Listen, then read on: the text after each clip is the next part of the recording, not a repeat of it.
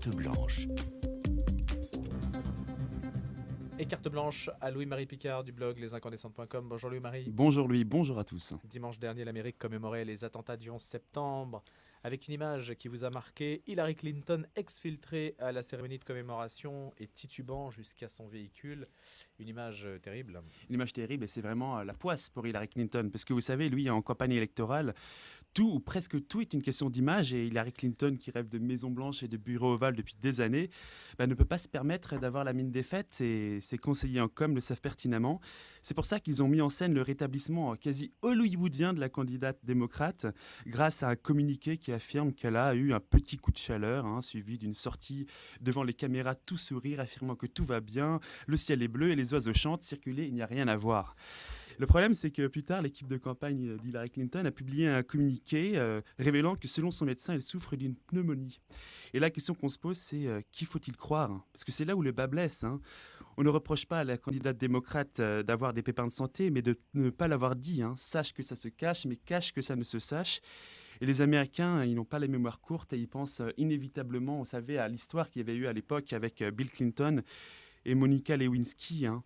Mais ce qui est douteux, le fait de mentir. Voilà, le fait de mentir, ne pas dire la vérité a priori. Et vous savez, ce qui est douteux avec certains communicants, c'est que même si un médecin décèle une pneumonie, ils font savoir partout que tout va bien.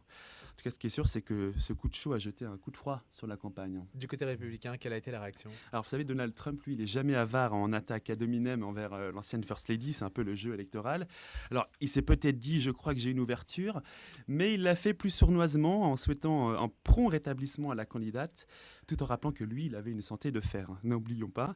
Mais vous voyez, c'est toujours comme ça. Dans une campagne électorale, on prend des coups et les hypercutes qui font le plus de ravages ne sont pas dus uniquement à la chaleur, cher Louis. Est-ce que nous devons, Louis-Marie Picard, tout savoir sur la santé des hommes politiques ? Voilà, c'est toute la question. Est-ce que la vérité, c'est la transparence ? Vous avez 4 heures. Ce qui est vrai, c'est que la santé, c'est une prison où beaucoup de politiques se sont enfermés. En France, on sait que la santé de nos anciens présidents, François Mitterrand, Georges Pompidou, a toujours été révélée a posteriori. Et par exemple, aujourd'hui, on sait que l'Élysée, tous les ans, publie les bulletins de santé et même biologiques de nos présidents en exercice. Ce qui est certain, c'est que l'argument électoral qui est la santé est réel aujourd'hui et on ne parle plus que de la santé des politiques au lieu des politiques de santé. Il y a une date quand même, 11 septembre. Mais voilà, c'est le jour où on ne peut pas fléchir, c'est le jour où la politique ne peut pas chanceler.